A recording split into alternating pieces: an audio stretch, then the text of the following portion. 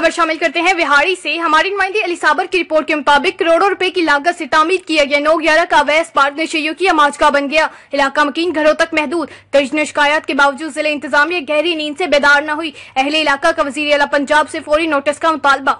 तफसीलात के मुताबिक विहाड़ी नवाही इलाका 9WB गरबी स्कूल के साथ करोड़ों रुपए की लागत से तामीर किया गया अवैध पार्क नशेइयों की अमाजगा बन गया।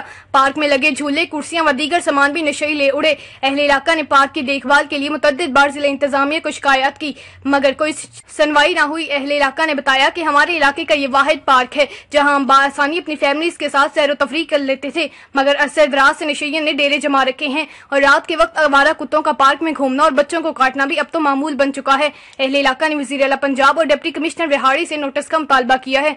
मज़ीद ताज़ा तरीन खबरों और अपडेट्स के लिए देखते रहिए मुसाफा न्यूज।